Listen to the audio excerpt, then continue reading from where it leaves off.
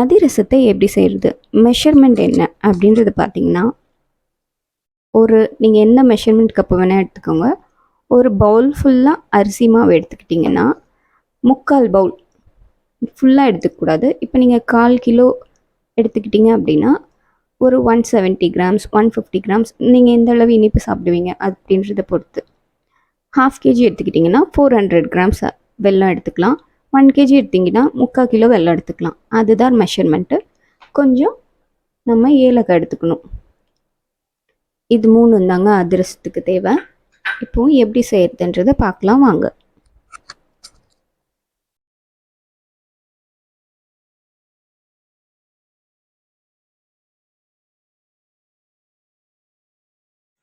இப்போ பாகு நல்லா கரைஞ்ச அப்புறம் அதை நம்ம ஒரு சல்லடை வச்சு வடிகட்டிக்கணும். ஏன்னா கொஞ்சம் மண் துகள் அதெல்லாம் இருக்கும். பொதுவாக வெல்லம் கருப்பட்டி அதெல்லாம் வாங்கணும் பார்த்தீங்கன்னா கொஞ்சம் மண் இருக்கும். எப்படினாலும் லைட்டாக மண் இருக்க தான் செய்யும். அதை நீங்கள் கொஞ்சம் வடிகட்டிக்கணும்.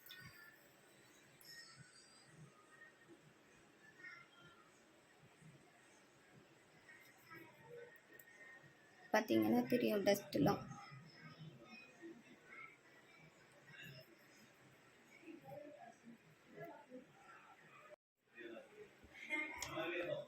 இப்போ நீங்கள் இந்த பாகு நல்லா காய்ச்சணும்.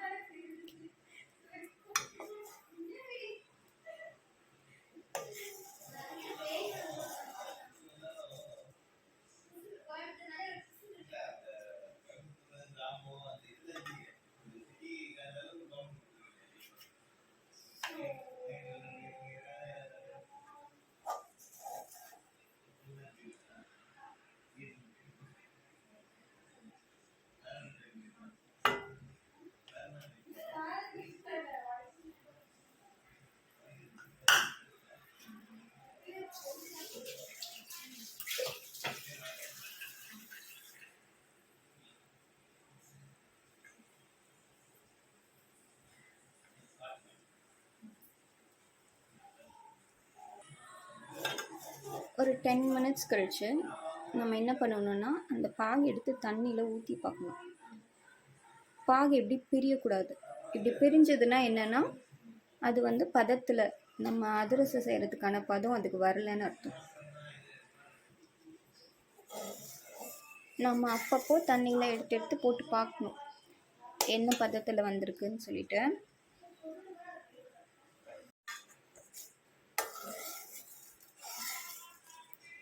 ஒரு 2 மினிட்ஸ் ஒன்ஸ் நீங்கள் இந்த மாதிரி எடுத்து பக்கத்துலேயே தண்ணி வச்சுக்கோங்க. பாகை ஊற்றி பார்க்கணும். இப்படி ஊற்றும்போது பாகு எடுத்து உருட்டுறக்கு வரணும் நமக்கு கையில். இன்னும் ஒரு 2 நிமிஷம் ஆகட்டும்.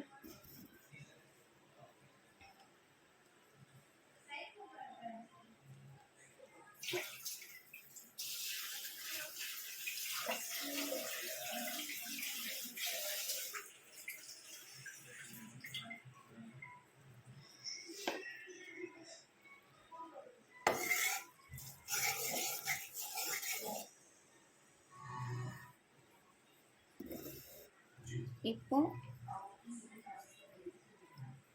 நம்ம தண்ணியில் கொஞ்சம் பாகு விட்டு பார்ப்போம்.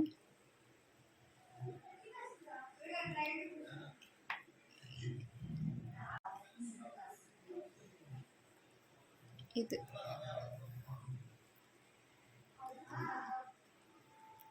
பார்த்தீங்களா, இந்த மாதிரி எடுக்க வரணும். பாகு கையில் இந்த மாதிரி எடுத்து பிடிக்க வரணும். இதுதான் சரியான பதம்.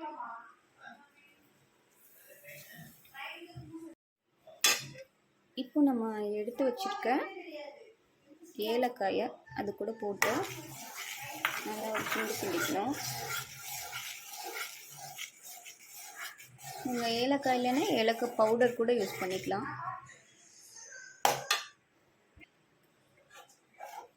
இப்போ நீங்கள் ஸ்டவ் ஆஃப் பண்ணிவிட்டு கொஞ்சம் கொஞ்சமாக மாவு போட்டு கெட்டியாகாமல் கிண்டணும்.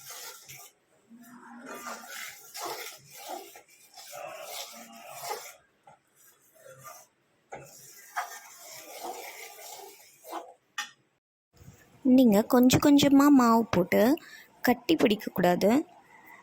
அதே சமயம் நீங்கள் மாவு ரொம்பவும் ஆட் பண்ணக்கூடாது. அளந்து வச்சு கரெக்டாக போடணும். பதம் பார்த்திங்கன்னா நம்ம சப்பாத்தி மாவு பிசைஞ்சால் எப்படி உருட்ட முடியுதோ அந்த மாதிரி வரணும். அது வரைக்கும் நீங்கள் மாவு போட்டு ஆட் பண்ணிகிட்டே இருக்கணும் கொஞ்சம் கொஞ்சமாக. அப்புறமா ஒரு 1 டே நீங்கள் நெக்ஸ்ட் டே செய்யலாம். இந்த மாவெல்லாம் செட் பண்ணி வச்சுட்டு நெக்ஸ்ட் டே நீங்கள் மார்னிங் இல்லைன்னா நெக்ஸ்ட் டே ஒரு 2 டேஸில் எப்படி வேணால் நீங்கள் செய்யலாம். ஒரு 2 நாள் 1 நாள் கழித்து நீங்கள் அந்த மாவு எடுத்து நல்லா சப்பாத்தி மாதிரி ரவுண்டாக பால்ஸ் பண்ணி தட்டி ஆயிலில் போட்டு ஃப்ரை பண்ணி சாப்பிட்டிங்கன்னா ரொம்ப நல்லாயிருக்கும். பாய், ஹாப்பி தீபாவளி.